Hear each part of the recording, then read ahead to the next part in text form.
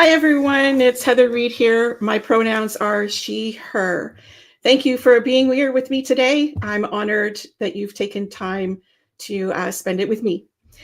For those folks who are using accessibility technology, I'm a 60-year-old white female sitting in my home office with wall-to-wall bookcases behind me. I'm wearing a navy blue blouse. I have ash-colored hair, and I'm wearing red glasses. So before we jump into today's topic, I have to give my usual two reminders. One, I need you to know that I am not legal counsel, and our discussions today in no way is me providing or suggesting legal advice. And the second, I know and I hope that you will have some questions today, now or during the replays, so please don't hesitate to put them in the comments wherever and whenever you are viewing this, and we'll do our best to address them live, online, or in future episodes. So today we're talking about key tips and tactics for negotiating attrition. Attrition is not a four-letter word in our industry. Rather, it is a revenue strategy used by an events industry supplier partner to ensure that the event hosts are fulfilling their financial obligation to the event partner. Event partners are rightfully safeguarding their revenue in the case of event hosts not meeting their projected financial commitments. So attrition is a reasonable revenue. It's a reasonable revenue strategy, and it's used for when event hosts underperform. However, and it's a big however, event hosts don't need to simply accept how the event partner calculates attrition. It is our responsibility as planners to know how to negotiate attrition damages in a strategic, in a thorough, and in a balanced way. So attrition, as you may know, is used by event partners such as hotels, resorts, special event venues, conference centers, convention centers. Attrition is typically applied whenever there is an opportunity to measure revenue performance, such as sleeping rooms occupied, food and beverage consumed, or meeting spaces contracted. So while attrition damages are known after the event has been held, the opportunity to reduce your attrition damages truly comes before the event contract is signed. So attrition damages, you'll know the full extent of them after the event, but you can reduce them strategically before the contract is even signed. So today I want to share with you several strategies, negotiating tips and tactics to negotiate your attrition damages before that contract is signed. If you take notes, old school like I do, pen and paper, or on your computer, if you want to create a note-taking framework for yourself for today, I'm going to be sharing 5 tips and 4 of the 9 tactics that I use, and I will call them specifically tip number 1, tactic number 2, etc. So here we start with tip number 1.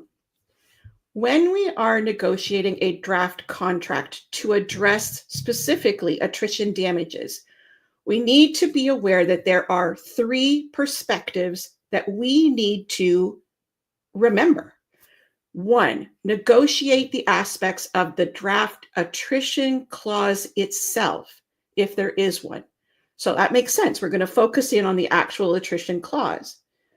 The second perspective is we need to negotiate the other clauses in a contract that do and or should relate in some way to attrition.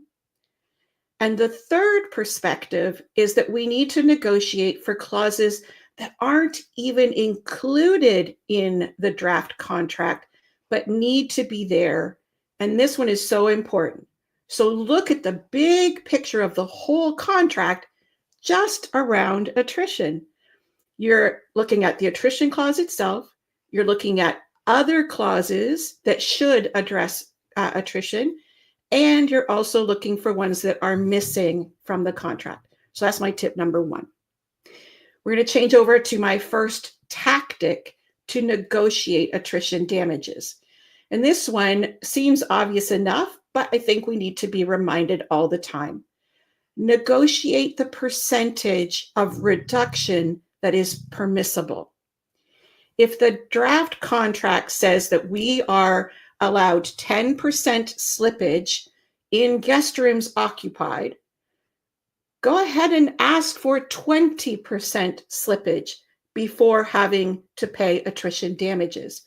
That number is an initial offer, and you can go back and ask for a different number. So if you're able to reduce your minimum required threshold amount, that's cash savings right off the top. So that's my tactic number one. Look at the actual percentage of reduction permissible and increase it. My second tactic, always read the terminology very carefully to determine if the attrition damages are calculated on a daily basis or a cumulative basis, or if it has even been specified. Daily performance is just as its name suggests. Every individual day of the event, the revenue generated will be measured against a minimum reduced spend for the day. So every day they're going to take what did you actualize and what did you promise. Cumulative performance is also just as its name suggests. Over all of the days of the event combined, the revenue generated will be added up and measured against a minimum reduced spend for the whole event. Now, traditionally, event partners were calculating attrition on a cumulative performance basis, but now that is the exception. It is not the rule. Daily performance, which is what is most likely being proposed in your draft contract, can actually be punitive to the event host. Some event days may exceed the minimum revenue, while other days may actually fall below the minimum required revenue. But added together, they balance out and meet that overall minimum revenue required. So please be very aware that you need to be looking for terminology stating whether they are calculating attrition based on daily or cumulative totals. And I would suggest really negotiating for cumulative if at all possible. And then this leads me into the third and fourth tactics. Knowing how the attrition damages are going to be calculated is also very important for the planner to understand.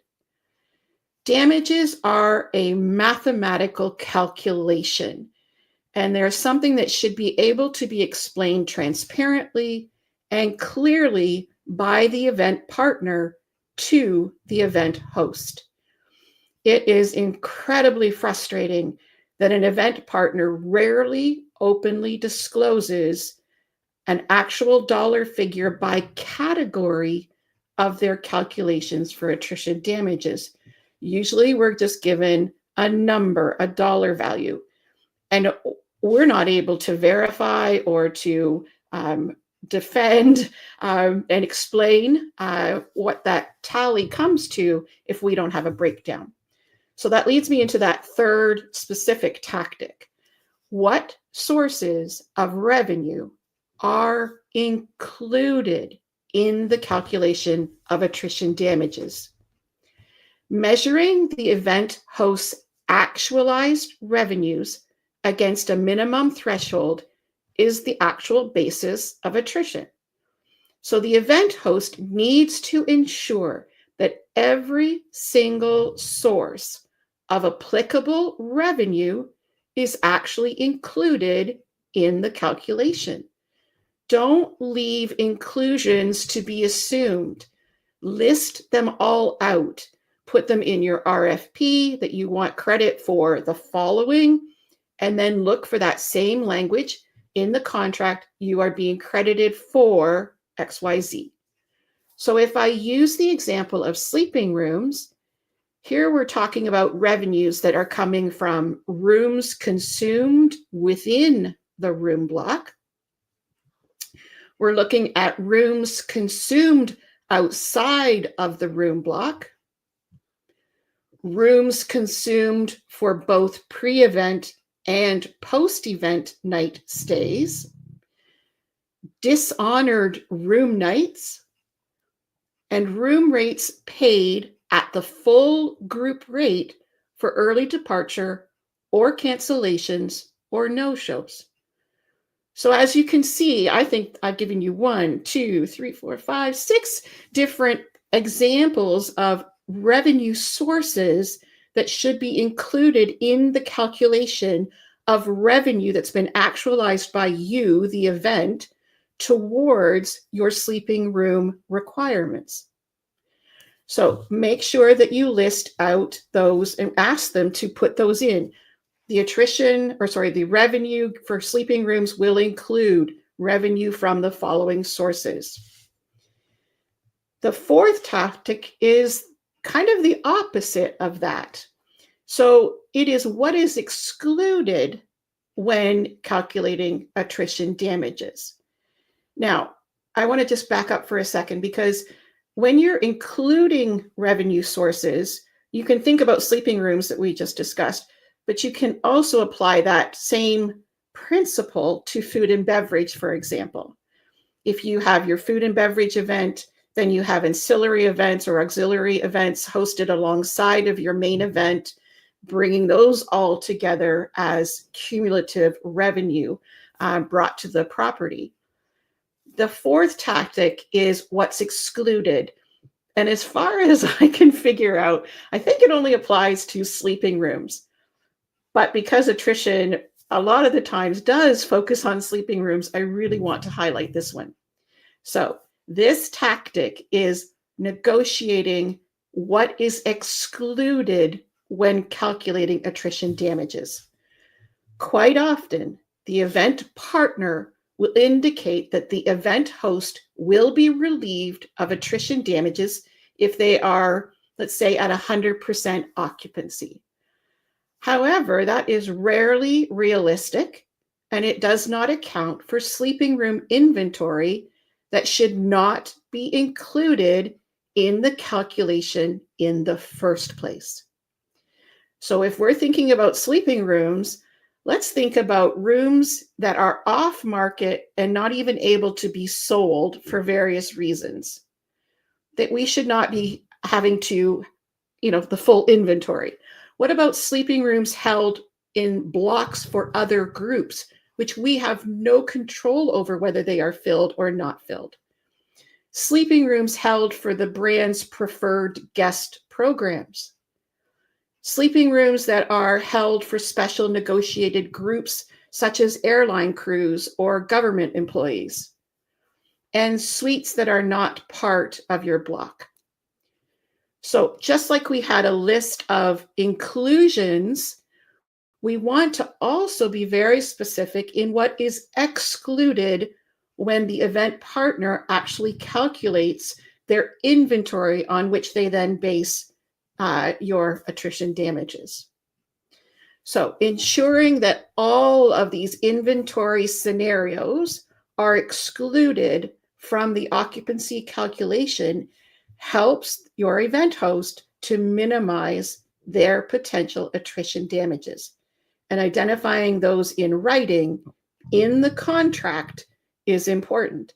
And I would say it should be an element of your RFP as well, is that this is how we want to calculate attrition, what is included and what we expect to be excluded.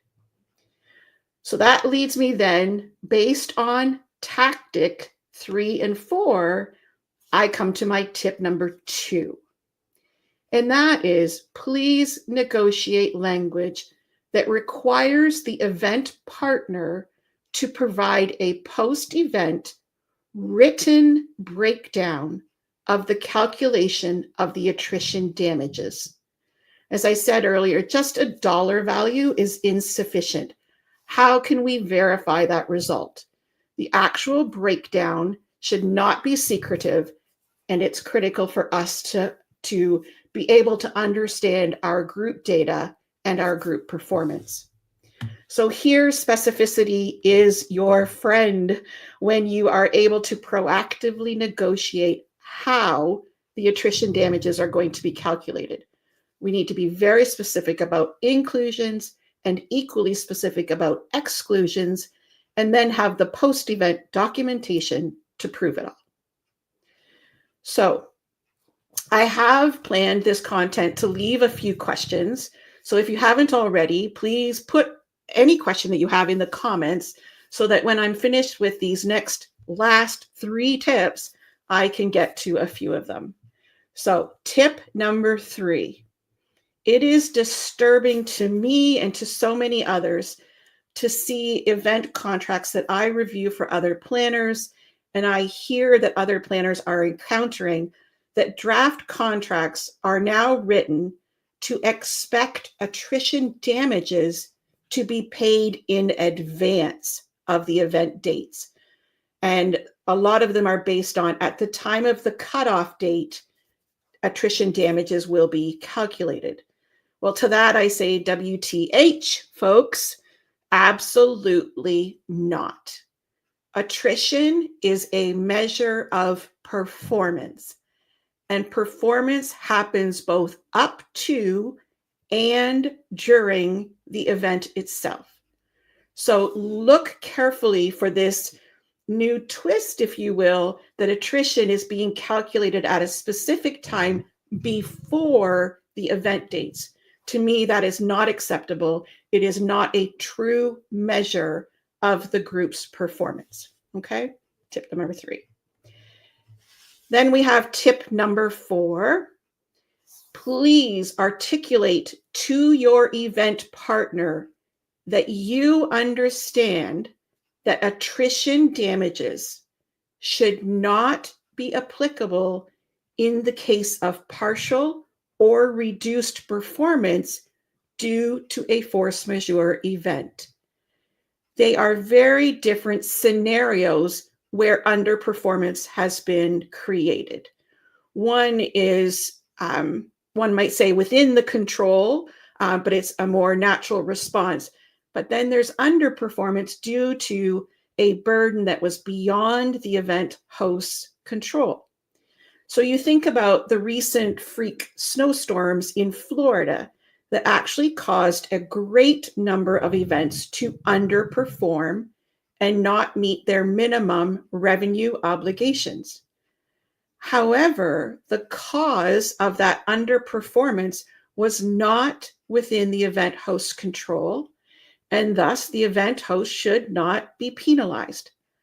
However, to be assured that you're not going to have that discussion, the event host needs to proactively negotiate in the contract before it is signed that there is a difference between these 2 scenarios. So you have natural causes of, like, when I say natural, business causes for underperformance, and then there are situations where events that have made your performance burdensome, more impracticable. Those are 2 different scenarios, and make sure that they are clearly identified in your contract so there's no question as to whether attrition damages are actually due. And then a final tip number 5, please, and I've written out here 3 pleases, please, please, please, please do not sign a contract that does not specifically address attrition in reference to achieving minimum financial obligations. If a contract is silent about attrition, so in other words, there's no mention of attrition, which is incredibly rare, but if there's no mention of attrition in the contract, that means that the event host is responsible for the entire value of the financial obligations. If the contract is silent, Or if in the rare case the event partner has waived attrition damages, the contract must specifically state that in writing. So if there's no attrition clauses or you've been able to negotiate out attrition damages, please make sure that there is specific reference still to attrition, but it has been waived or not applicable. Okay. So I'm going to pass over to my team member now, Anthea, to discuss a free resource that we've created to help you negotiate one more tactic for attrition. Hi, Anthea. Hi, Heather. Thanks so much. Oh my gosh, there's so much in there, your tactics and tips, and it's really helpful to know all the things that planners can negotiate. So yeah, we're going to share with everyone a free primer we've created for planners that captures the single most impactful tactic that you teach about negotiating attrition damages. It's wild to think that you didn't even talk about it today, but there's so much. So specifically, this primer addresses negotiating attrition damages based on profit replacement rather than venue replacement. And I see someone asked about that in the comments. So we're going to put that link for that free download in the comments for you, and you can head there and download that now. The key point about this primer is agreeing up front to profit versus revenue replacement and negotiating that amount based on industry standard profit margins could literally save you tens of thousands on your final invoice. So really critical insight for planners. So the primer, again, it's called, it's a very catchy name, but it's very accurate. The single most impactful attrition damages reduction tactic. So again, download your copy using the link in the comments. And to that point, we have a couple minutes for questions. And we've had a few good ones come up, starting with Aaron. Aaron Young asked about, can pre and post dates not contracted be included in the cumulative total? Great question, Rebecca. So yes, if you, it would require a couple of things. One, obviously negotiating the specific reference to pre-event and post-event dates that are nights that are booked as being part of the revenue brought to the property. It would also probably require an audit clause being added to the contract, and that's another tactic. So great question. The audit clause helps in a couple of respects. One, it captures folks that have booked outside of the block for various reasons, but it also then captures the full extent of pre and post and within the room block. So yes, we've been able to negotiate that not contracted pre-event and post-event room nights can be included because they've been actualized and brought to the property as revenue associated with your event. But to do that, let's be really specific up front so we make sure that we do get that credit. Okay. Oh, there's so many specific things to remember. I feel like the notes just keep adding up. And you mentioned something, the dishonored room nights and rooms consumed outside the room block in terms of things to be included. Can you dig a little more into, explain more about that? Absolutely. So those sleeping rooms held in outside the room block, that is that audit clause. So you could say, here's tactic number 6 or whatever number I've given you, 5, that it is request an audit clause. That audit clause should have a standalone section of language that speaks about when the audit is conducted. Is there a cost for the audit to be done? What is the confidentiality related to conducting an audit? Who does the audit? So around what you're trying to achieve is to be given recognition for every possible source of revenue that you've brought to a partner with your attendees. So that's the purpose of an audit. An audit is not a guarantee unless you negotiate to have the benefit of an audit done. And don't assume that that the audit is free. I've seen up to $250 charged for an audit. There's labor and time required. So be looking for that kind of a charge and use that perhaps as one of your requested concessions if you want an audit conducted on a complimentary basis. And then you also mentioned dishonored reservations. So I call them dishonored reservations. One may think of them as walked or relocated rooms.